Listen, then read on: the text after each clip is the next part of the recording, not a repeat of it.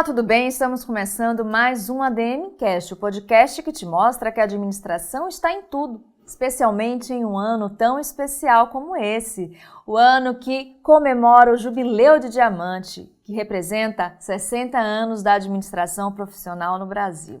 Bom, antes de chamar o meu convidado, de apresentar o nosso tema de hoje, eu quero aproveitar e te convidar para se inscrever aqui no canal a serviço da administração, pedir para você já deixar o like, também deixar seus comentários, seguir a gente no Spotify e nas redes sociais do CRA São Paulo, combinado?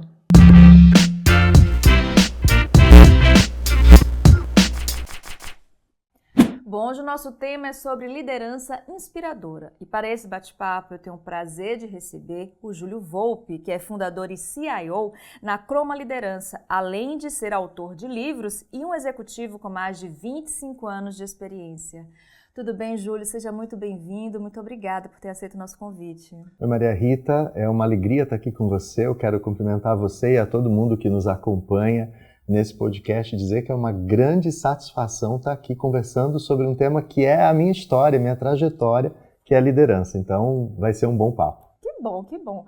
Bom, para a gente iniciar aqui esse bate-papo, gostaria que você explicasse para a gente o que é que a gente pode entender sobre liderança inspiradora e onde é que está o poder, né, desse conceito. Liderança inspiradora, eu acho que para a gente entender de maneira adequada esse termo, a gente tem que pensar no papel do líder, né? O papel de quem está ali à frente de um grupo de pessoas e que tem objetivos a cumprir, que tem missões a realizar, que quer superar objetivos e metas. E ele pode, nesse papel de líder, fazer isso de várias formas, né? Desde os começos dos estudos de administração, se falam em estilos de liderança. Talvez os mais populares ficaram famosos ali a partir de um texto de Daniel Goleman, o pai da inteligência emocional, quando ele lista em um dos seus trabalhos alguns estilos de liderança. Ele fala de liderança democrática, de liderança autoritária e por aí vai. Então, quando a gente pensa que existem várias formas de se exercer a liderança, uma delas é justamente a liderança por meio da inspiração, que é a liderança que causa um efeito positivo no ambiente e nas pessoas que se lidera. Então, é uma liderança que usa como principal canal, como principal instrumento para captar a energia das pessoas, para poder engajar as pessoas a um objetivo, a inspiração de um propósito. E não simplesmente o comando, o controle, a ordem ou a autoridade. Porque esses tipos de liderança, sem dúvida nenhuma, também funcionam. Ao longo de mais de 25 anos de trajetória executiva, com certeza eu já experimentei alguns estilos de liderança. Mas eu também vi na minha trajetória que os resultados mais duradouros foram aqueles onde eu apliquei uma liderança inspiradora. Aquela que buscou traduzir para as pessoas que eu liderava um sentimento de pertencimento, uma compreensão de propósito que fizesse com que elas se engajassem de maneira mais assertiva ao cumprimento dos objetivos. E na sua opinião, como é possível iniciar, né, o processo de transformação de liderança para ela chegar a esse ponto, né, de liderança inspiradora? Perfeito. Acho que o primeiro ponto é a compreensão que o líder tem do propósito que ele pretende levar ao grupo, né? Hoje a gente fala muito de propósito, acho que essa é uma reflexão até importante de a gente fazer no começo desse podcast, né? A sua organização, a sua equipe, o seu time, tem um propósito claro? Porque esse é o ponto de partida. Se a gente não tiver uma convicção de propósito e principalmente um compromisso para tirar ele do papel, do quadro na parede, daquela declaração convencional de missão, visão e valores, e transformar em algo que realmente as pessoas, não só você enquanto líder, mas o seu próprio time, a organização como um todo, acreditem, vai ser muito difícil você praticar a liderança inspiradora. Então, o primeiro passo, sem dúvida, é a crença em um propósito muito claro, muito específico, e que isso seja transportado para o time como um todo, ou seja, que esse propósito não seja do fundador, do dono, dos acionistas, da organização, mas que seja de todos aqueles que fazem parte dessa construção. Perfeito, Júlio. Agora uma curiosidade. Liderança inspiradora, ela está aberta para qualquer tipo de cultura organizacional? Ela pode existir em qualquer tipo de cultura, né, organizacional? Ou é necessário ter ambientes que também inspirem, né, esse tipo de liderança? Essa pergunta é muito interessante, porque de imediato eu posso responder para você que sim. Ela pode acontecer em qualquer tipo de cultura ou em qualquer tipo de ambiente. Agora, é claro que existem culturas e ambientes mais propícios ao florescimento desse tipo de liderança. Ambientes mais abertos, ambientes mais participativos, que valorizam o engajamento, menos burocráticos, menos hierárquicos, favorecem o surgimento desse tipo de liderança e a prosperidade desse modelo, né? Em contrapartida, claro, o inverso, ambientes muito burocráticos, muito hierárquicos, onde as relações de poder são muito valorizadas, ou a distância de poder, ou seja, o quanto as pessoas que compõem a organização estão distantes ou próximas daqueles tomadores de decisão, esse estilo de liderança pode ter um pouco mais de dificuldade de acontecer. Mas, mais uma vez, eu acho que tem aqui uma provocação para quem é administrador, para quem é líder, para quem está no contexto empresarial, que é justamente entender um pouquinho quais são os seus objetivos. O quão fácil ou difícil tem sido atingir e até mesmo superar os seus objetivos. O quanto o seu modelo de liderança tem sido fator-chave de sucesso ou fator crítico para o sucesso da superação dos seus objetivos. E aí avaliar se não é o seu estilo de liderança que precisa ser reconstruído. Porque hoje em dia nas organizações, mesmo nas mais hierárquicas, a gente vive um período de transformação.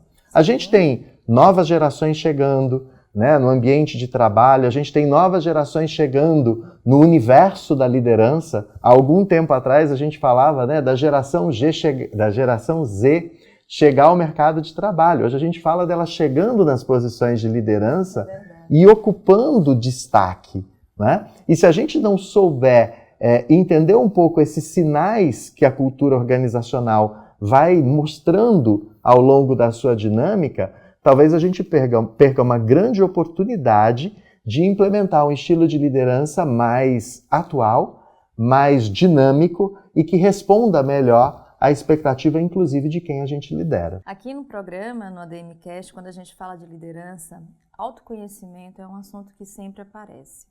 E eu imagino que, nesse processo de desenvolvimento de uma liderança inspiradora, o líder tem que também se autoconhecer antes de querer liderar as pessoas, né? Eu gostaria que você falasse sobre a importância desse autoconhecimento nesse processo também. Você sabe que na Croma, uma das nossas principais competências é justamente formar líderes estratégicos. E o nosso espírito de trabalho é desenvolver as competências nos líderes para que eles consigam engajar suas pessoas e conduzir essas pessoas para o atingimento dos objetivos. A primeira competência que a gente trabalha é o autoconhecimento. Eu costumo dizer, Maria Rita, uma citação que, a mim particularmente, eu sou graduado em filosofia, né? Então, eu vou buscar lá na Grécia Antiga uma citação que faz muito sentido para mim, que é de Sócrates. Sócrates diz: conhece-te a ti mesmo. Como princípio de todo processo de pensamento, de reflexão e de posicionamento, conhece-te a ti mesmo. E aí eu complemento, né, dizendo que, olha, Júlio Volpi diz: lidera-te a ti mesmo. Porque você não vai conseguir ter uma boa liderança, sequer uma liderança inspiradora, né, com outras pessoas, se você não for capaz de liderar a si próprio, se você não for capaz de estabelecer objetivos para você e ter a constância de propósito de perseguir esses objetivos. Ninguém se inspira em quem não sirva de modelo. E servir de modelo, aqui ou de exemplo, não é ir para a vitrine, ir para um pedestal, sentar numa cadeira, querer um cargo de administrador, de gestor ou de líder para viver as glórias desse momento. Elas existem, sem dúvida nenhuma, mas eu posso dizer, com 25 anos de carreira executiva, que os desafios, né, são muito maiores do que os louros e que você tem que, sem dúvida nenhuma, ter uma convicção de que o seu exemplo fala muito mais alto que as suas palavras. Então, para que você seja um líder pelo exemplo, para que você consiga inspirar as pessoas, é preciso que você pratique aquilo que você acredita. E não tem como você praticar aquilo que você acredita, não tem como você se liderar, vou me permitir aqui repetir, se liderar a si próprio, né? Se você não tiver um bom conhecimento de quem é você. Qual é a sua história? Quais são seus valores? Quais são suas referências? Quais são seus mindsets e paradigmas? Porque todo esse conjunto interfere muito no seu comportamento. E é o seu comportamento que te faz um líder. É o seu comportamento que faz com que as pessoas que você lidera reconheçam em você um líder. Porque eu posso estar numa posição de liderança, mas quem vai me atribuir a liderança são os meus liderados. É verdade. Então, tudo começa no autoconhecimento e é ele quem te torna um autolíder. E é sendo um autolíder ou se autoliderando é que você vai conseguir inspirar outras pessoas pelo seu exemplo. E esse autoconhecimento é adquirido através de terapia, coach, consultorias, os caminhos são diversos? Sem dúvida nenhuma. Eu, particularmente, quando escrevi meu primeiro livro, Ninguém Se Importa Até Saber o Quanto Você Se Importa, eu trago um pouquinho dessa trajetória como ela aconteceu para mim. Né? Ela começa no conhecimento da minha própria história, né? Desde o meu passado, a minha infância e como isso foi acontecendo ao longo da minha trajetória.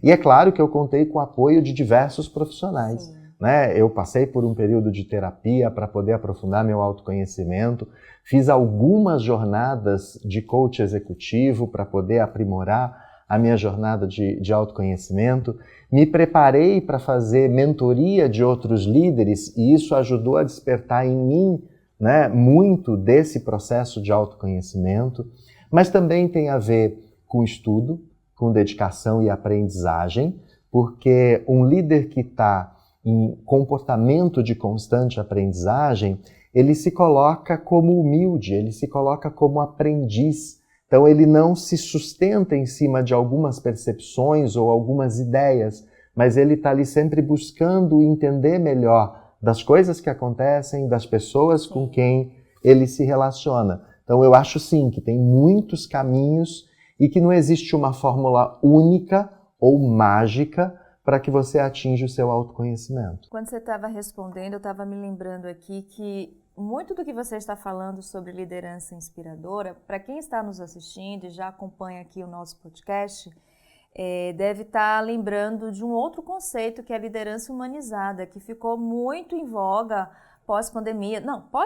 Durante a pandemia, né? Fala-se muito ainda de liderança humanizada, a importância.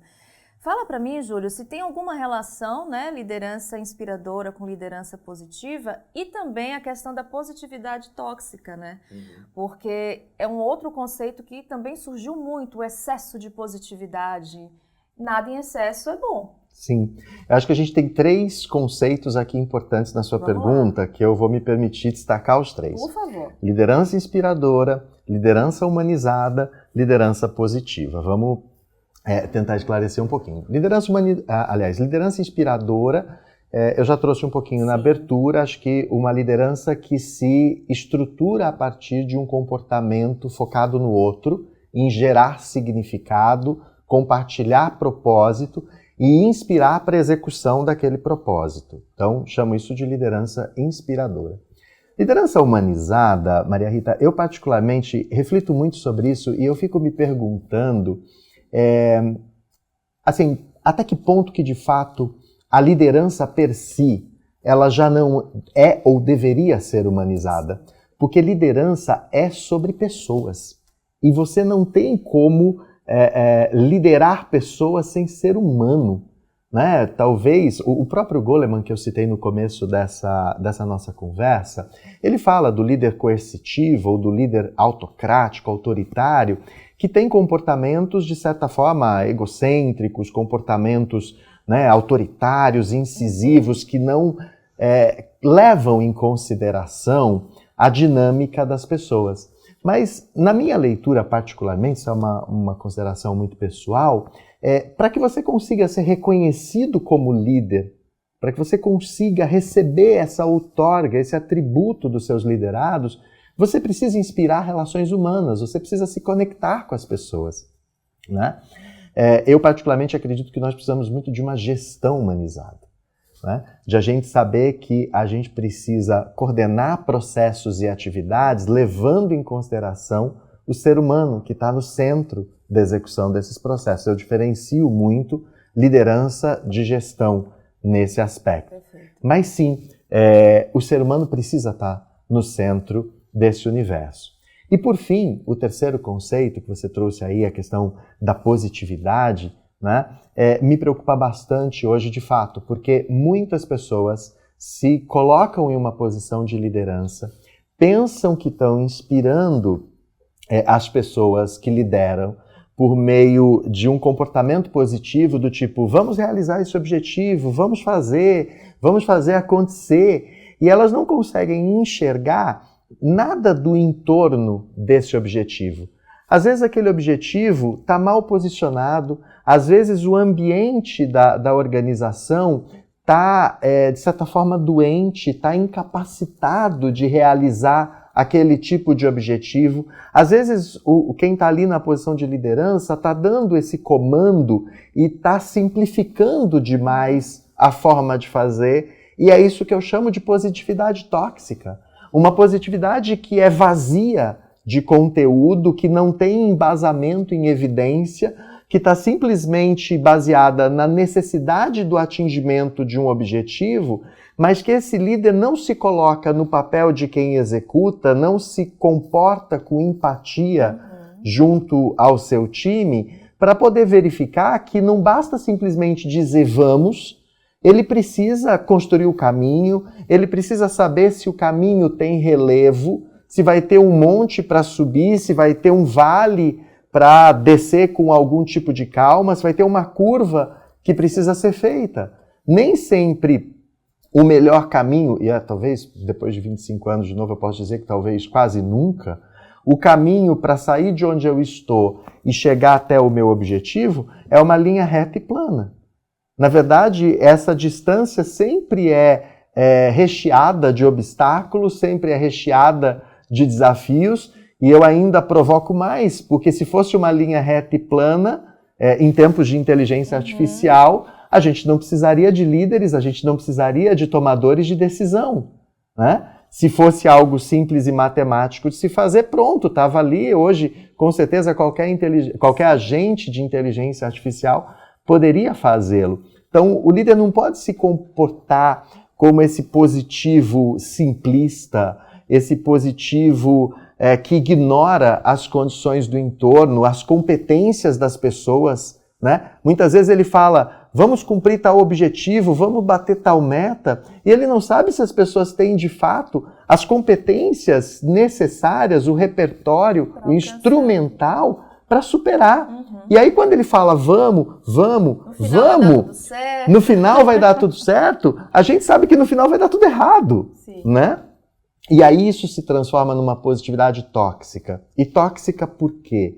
Porque ela agride o ser humano, ela subjuga o ser humano, né? Aquele liderado que está ali com aquela responsabilidade por fazer acontecer, ele para e se pergunta, mas espera aí, ele não está vendo esse buraco no meio da estrada?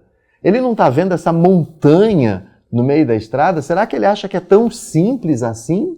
Né? E aí a credibilidade, a imagem, a reputação desse líder vai por água abaixo.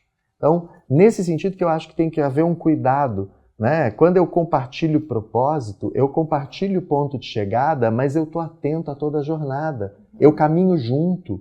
E quando eu caminho junto, eu sei onde eu estou gastando mais energia, eu sei onde eu posso dar mais energia, mas eu tenho essa perspectiva mais ampla. Então acaba que eu não fico refém desse tipo de comportamento. E se a gente precisar, Júlio, mensurar se essa liderança inspiradora está dando certo? Existem indicadores, existem percepções chaves, né, para trazer essa mensuração? É através do resultado mesmo, direto? Se eu alcancei o objetivo, ok, se não, vamos rever? Eu penso que o resultado, sem dúvida nenhuma, ele tem que ser o primeiro e maior indicador.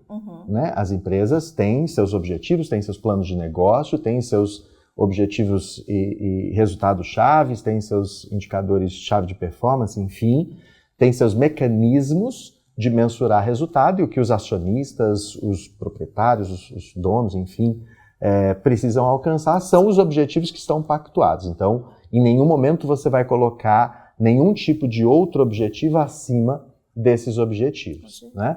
Agora, eu penso que você tenha que agregar medidas que proporcionem identificar se a construção desse objetivo está no caminho certo. E aí, falando de liderança inspiradora, particularmente, eu penso que tem a ver com a percepção do time, do conjunto completo de pessoas que estão ali naquele movimento, sobre a saúde organizacional, sobre a segurança psicológica, sobre o clima organizacional, sobre a concretude e a vivência dos valores da organização, ou seja, o quanto que aquilo que está escrito é aquilo que se vive na prática, o quanto as pessoas percebem que naquele ambiente eu me sinto ou não valorizado, eu me sinto ou não parte, eu me sinto ou não respeitado, né? O quanto o meu líder pratica aquilo que fala ou não. Né? Hoje já surgem alguns indicadores bastante interessantes nesse sentido, né? De mensurar esses elementos, de mensurar a qualidade do ambiente. Acho que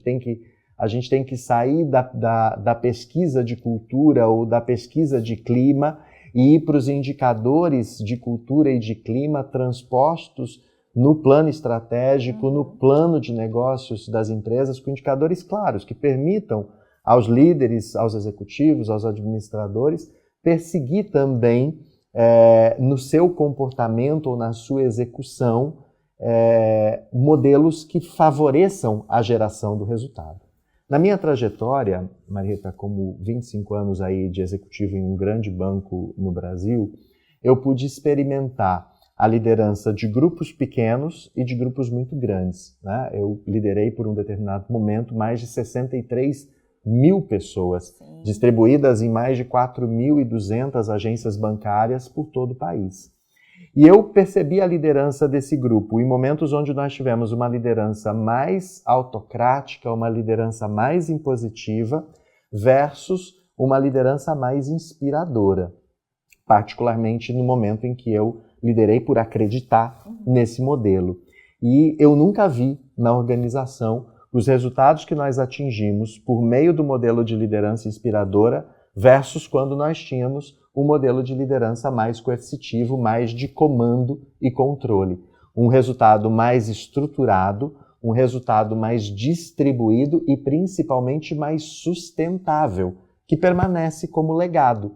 Mesmo que o líder não esteja mais nessa condição, esse tipo de liderança permite uma construção que é mais sustentável na linha do tempo. Perfeito. Aproveitando, né, que você já falou um pouco mais sobre a sua experiência executiva em um grande banco, a gente pode falar, inclusive, o banco, a Caixa Econômica Federal, né, Júlio?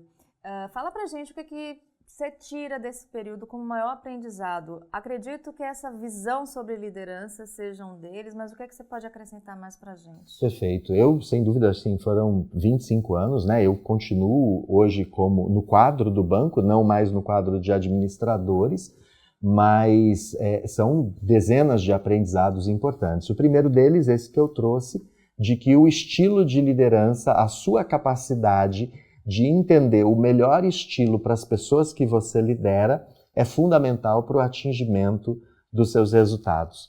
Segundo, que nós, na posição de liderança, na posição executiva, muitas vezes temos uma convicção do nosso jeito, né? A gente planeja um determinado processo, um determinado projeto, a gente estrutura uma ideia, uma solução para um determinado problema e a gente tem um apego muito grande porque a gente criou aquele projeto, a gente criou aquele processo, a gente teve aquela ideia para resolver o problema. E uma das coisas que eu aprendi ao longo da minha trajetória é que eu não posso ter essa paixão por aquilo que eu crio, porque muitas vezes isso me cega, isso me torna míope, eu fico apaixonado pela solução, mas eu não sei se aquele projeto, se aquela ideia que eu tive de fato, resolve o problema.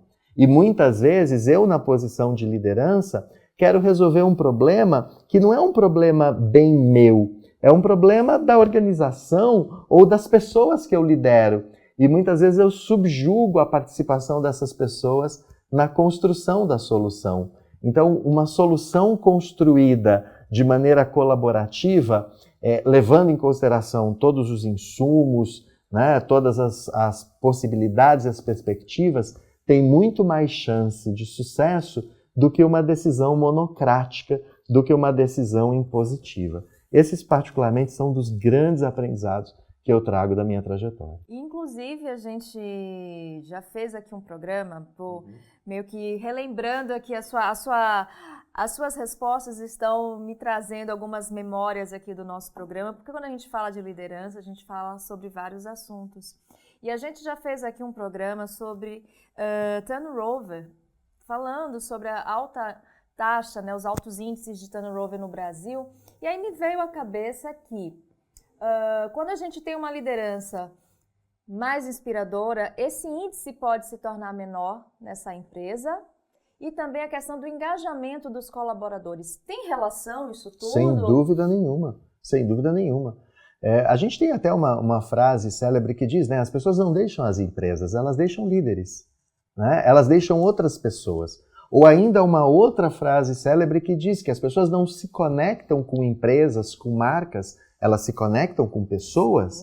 Por isso que as grandes campanhas de marketing das grandes marcas, por exemplo, de consumo, sempre atrelam não a um produto, mas a uma personalidade, porque aquela pessoa transmite uma imagem, transmite um conceito e cria uma identificação de propósito. Então, no ambiente corporativo, isso é plena verdade. Uma liderança mais inspiradora instaura propósito e engaja pessoas. Uma liderança mais coercitiva afasta pessoas e aumenta essa rotatividade no ambiente de trabalho. Isso sem dúvida nenhuma. Você pode me perguntar, nossa, mas você trabalhou em um banco e liderou em um banco que é um banco público e que talvez tenha menos a rotatividade por conta da estabilidade. Mas eu disse, eu liderei uma equipe distribuída em 4.000 unidades. E muitas vezes as pessoas trocavam de unidade, trocavam de equipe para fugir de certos comportamentos, para fugir de certas lideranças. Então, essa é uma preocupação de que quem está em posição de liderança tem que ter. Se você precisa das pessoas, e você precisa, para cumprir os seus objetivos, para realizar as suas metas, você precisa estar atento àquilo que você está praticando enquanto líder, ao ambiente que você está criando enquanto líder, o quanto esse ambiente é um ambiente ao qual as pessoas querem pertencer, ou é um ambiente do qual as pessoas querem sair o quanto antes, né? Sair para ser promovido, sair porque conquistou um reconhecimento e vai assumir uma posição maior, ou receber uma proposta melhor, ok.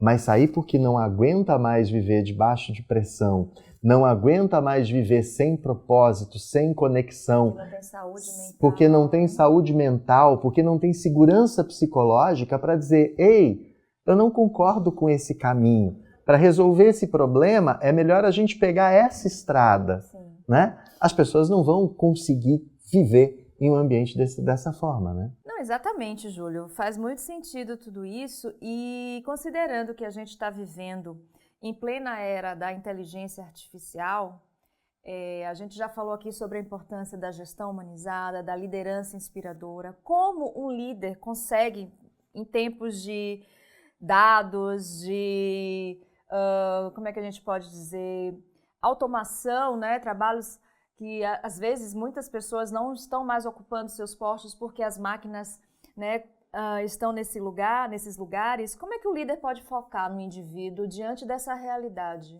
Na verdade, eu acho que o líder tem que focar no indivíduo, né? Quisera eu, há 20 anos atrás, quando eu iniciei minhas primeiras experiências de liderança, poder contar com ferramentas tão poderosas que pudessem potencializar a produtividade. Talvez a grande questão aqui, Maria Rita, é uma questão de mindset. Muitos dos nossos líderes, muitos dos nossos executivos têm um mindset de escassez e não de abundância, e não de crescimento. Muitos estão preocupados em utilizar a tecnologia, a inteligência artificial e a automação para ganhar eficiência. Isso é importante, isso é um objetivo necessário, mas uma eficiência com viés de escassez. Como eu reduzo o custo? Por que não como eu produzo mais? Por que não como eu faturo mais? Por que não como eu aumento os meus indicadores ou a produção, o resultado dos meus indicadores com o uso de tecnologia, com o uso de inteligência artificial? Por que eu preciso substituir a minha força de vendas por agentes de inteligência artificial para atender a mesma quantidade de potenciais consumidores, ao invés de, na verdade, eu aumentar a quantidade de potenciais clientes e dobrar a minha quantidade de atendimentos com os agentes de inteligência artificial integrados com os meus humanos, com o meu time que está ali. Então, particularmente, para mim é uma questão de perspectiva, é uma questão de mindset, é uma questão de ponto de vista, né? É de enxergar um pouco essa dinâmica da entrada ou da proficiência da tecnologia e da inteligência artificial como um multiplicador de potencial e não como um redutor de despesa ou de custo. Para os dois caminhos vai dar certo. Para os dois caminhos vai funcionar. Se você tiver um mindset que vai buscar uma redução, sem dúvida nenhuma, hoje já existe um desenvolvimento em termos de agente, de plataformas,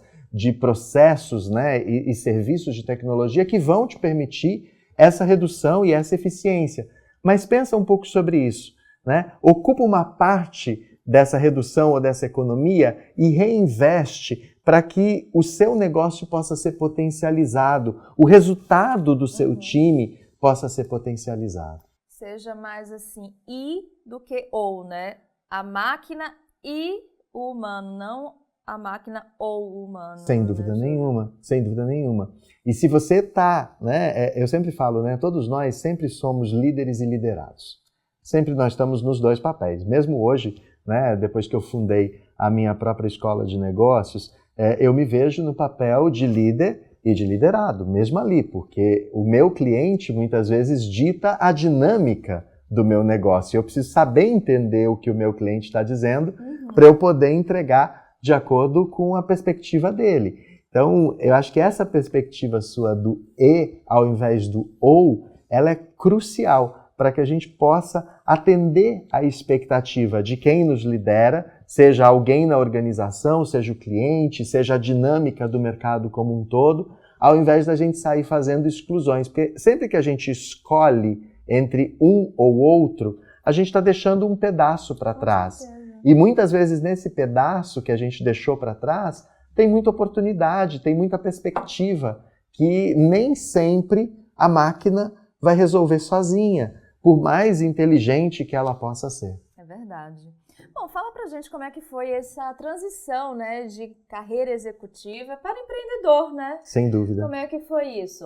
Esse foi um sonho de muito tempo, na verdade, né? Mesmo como executivo e empregado do banco, o que sempre me falou de maneira muito clara foi como contribuir para que as pessoas pudessem dar o seu melhor e receber o melhor da instituição, né? Eu sempre procurei exercer um modelo de liderança nesses 25 anos em posições de gestão que pudessem construir uma via de mão dupla, uma via de reciprocidade. Eu costumo dizer hoje que eu tenho 50 anos de experiência, porque são 25 anos de vida executiva e 25 anos de vida acadêmica. Eu nunca parei de estudar, né? Fiz mestrado, doutorado, formação internacional no MIT e continuo ligado ao mundo acadêmico. Hoje eu sou conselheiro para a Harvard Business Review aqui no Brasil. E o aprendizado, essa cultura, esse comportamento de constante aprendizagem sempre foi algo que marcou muito a minha trajetória. Então, ao longo da minha evolução profissional, eu fui percebendo que me faria muita conexão de propósito pessoal trabalhar também com o desenvolvimento de pessoas no ramo da educação executiva. Então, ao longo da minha jornada, eu fui desenvolvendo essa ideia, esse projeto que hoje é a Croma, A Croma é hoje uma boutique de desenvolvimento de liderança. Nosso foco é o desenvolvimento de líderes estratégicos, como eu falei há algum tempo atrás, isso entendido, líderes que saibam conectar pessoas e entreguem resultados extraordinários.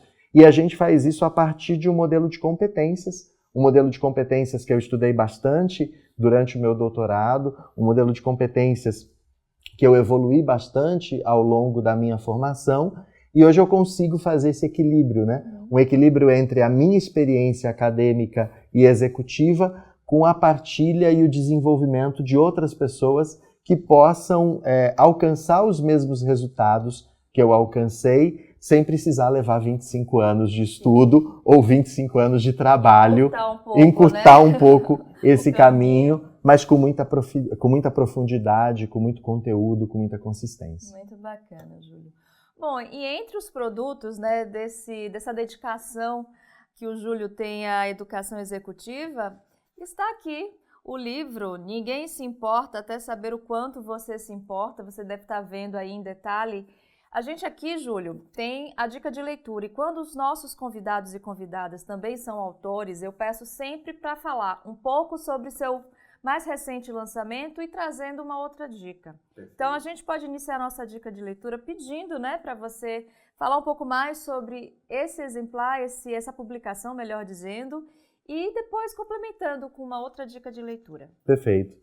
Quando eu escrevi esse livro, Maria Rita, para mim, primeiro foi, sem dúvida nenhuma, talvez uma das grandes realizações, um objeto que, ao mesmo tempo, parece muito simples, mas é carregado de muito significado, porque tem aí toda uma trajetória, né? Uma trajetória de pensamento, de conhecimento e de vivência.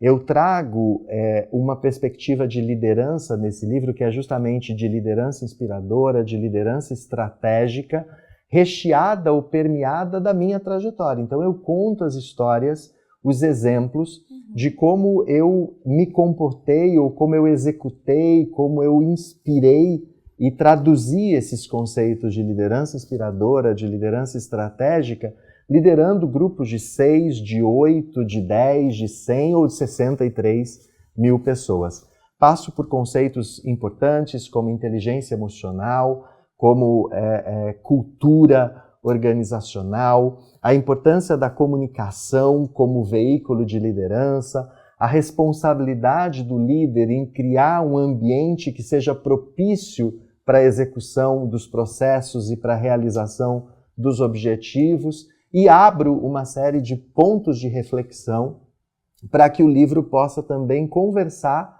com a história de quem está lendo, né? E eu tenho particularmente um orgulho muito grande de ter trazido essa obra para a realidade, para as pessoas, e poder compartilhar. A editora Citadel, que é minha parceira nesse projeto, uma das maiores editoras do país, achou, sem dúvida nenhuma, que o projeto era muito valioso e está na editoria desse projeto. Hoje, em uma das principais plataformas de venda de livros no país, a gente tem ocupado há 22 semanas, desde o lançamento do livro, ali entre as 10 maiores posições, né, o top 10 de ranking de vendas dos livros sobre liderança, voltados mais para a liderança embasada, né, a liderança que tem um conteúdo por trás e não está ali só conectada na autoajuda ou numa dinâmica um pouco mais experimental. Ela está, de fato, embasada na teoria e na prática, né? Eu busco sempre,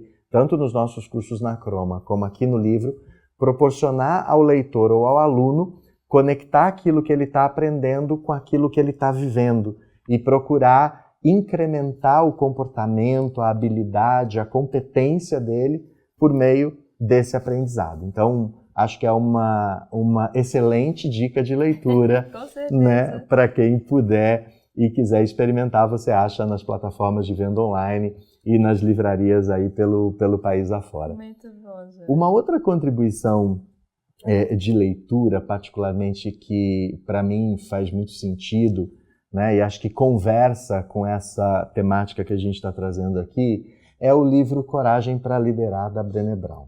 Com certeza, hoje, uma autora que ficou popular, principalmente depois de uma série na Netflix, né, de um episódio na Netflix, uma palestra dela sobre um termo que também tem ficado conhecido também de nós aqui brasileiros, que é a questão da vulnerabilidade, que nada mais é do que você poder ser você mesmo. Há alguns minutos atrás, nesse episódio de podcast, Maria Rita, a gente falava sobre o autoconhecimento, né? E o que é a vulnerabilidade, se não a materialização do seu autoconhecimento? De você assumir os seus pontos fortes, mas de você também assumir aqueles pontos onde você tem ali uma oportunidade de desenvolver ou então um desconhecimento, porque nós não vamos conhecer sobre tudo, né? Eu gosto muito de uma máxima de uma professora minha do MIT que ela diz: quanto mais eu aprendo, menos eu sei. Quanto mais eu aprendo, menos eu sei. O que é isso senão a prática dessa vulnerabilidade? Mas mais do que simplesmente a vulnerabilidade, o que a Brené Brown traz no livro Coragem para Liderar é justamente você usar desta vulnerabilidade ou deste autoconhecimento como a sua principal fortaleza, como o seu instrumento ou o seu gatilho de coragem para enfrentar todos os desafios e conectar as pessoas que você lidera. Hoje a gente vive em um tempo em que as pessoas procuram muito fórmula mágica. Nas redes sociais a gente tem todo dia pessoas que muitas vezes nem lideraram, nem tiveram determinada experiência, vendendo soluções mágicas, métodos, entre aspas, né? Ou fórmulas para você atingir esse ou aquele comportamento, essa ou aquela competência. Eu, particularmente, prefiro voltar para o passo número 1, que a gente falou lá no começo do podcast, que é lidera-te a ti mesmo, e você só vai conseguir liderar-se a si mesmo se você conhecer-se em primeiro lugar. Com certeza.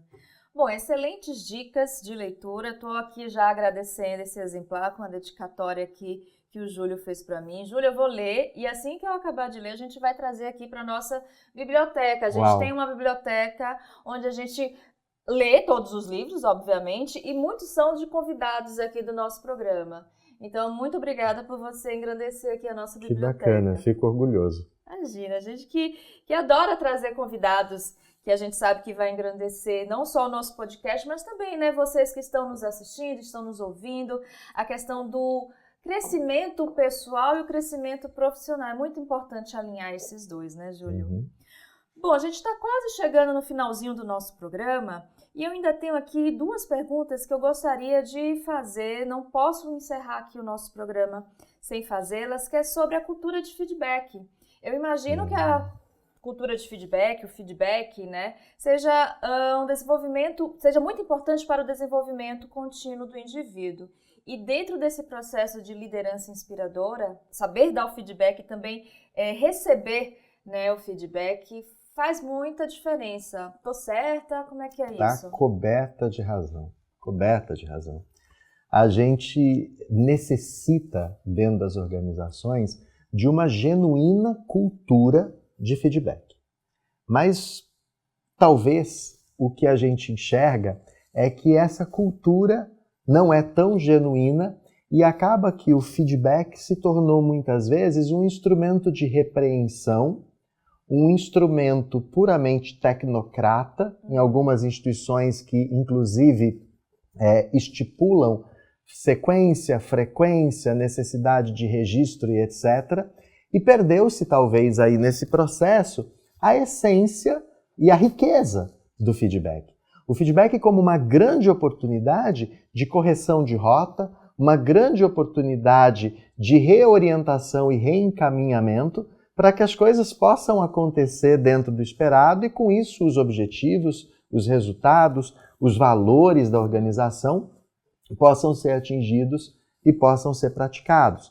Então, acho que o primeiro ponto aqui de importância é o significado que essa ferramenta, que essa atitude tem no dia a dia das organizações. Você como líder que nos escuta agora, que nos assiste, você como administrador e gestor, reflita um pouco e pense sobre o quão valoroso para você são esses momentos. O quanto você se prepara, o quanto você evidencia em fatos e dados essa contribuição que você está dando para a pessoa que você lidera. Eu não sou daqueles que romantizam em dizer que o feedback é um presente e que ficam naquela cultura um pouco positiva e talvez tóxica, né? Mas eu particularmente acredito no feedback como um grande instrumento e um instrumento que pode nos permitir corrigir rotas e corrigir rumos com respeito, com evidências, com preparo e com técnica. Mas aliado do feedback ou irmã gêmea do feedback está um outro instrumento que se chama validação. E muitas vezes nós líderes esquecemos da importância da validação. Muitas vezes nós praticamos o feedback como corretor de rotas, sem técnica, sem preparo, sem cuidado, a gente corrige, isso aqui não está certo, isso aqui não está funcionando. Às vezes, publicamente, o que expõe e degrada a saúde mental, a segurança psicológica das pessoas, e nós esquecemos ainda mais de validar. Validar significa reconhecer o que está dando certo. Porque o reconhecimento e a validação, a valorização das pessoas é um combustível muito maior do que a penalização e a crítica. Porque ela fundamenta propósito. Sim. Ela justifica propósito. Ela conversa diretamente com o estímulo de a pessoa continuar praticando e ampliar a cadência e a perspectiva daquela execução.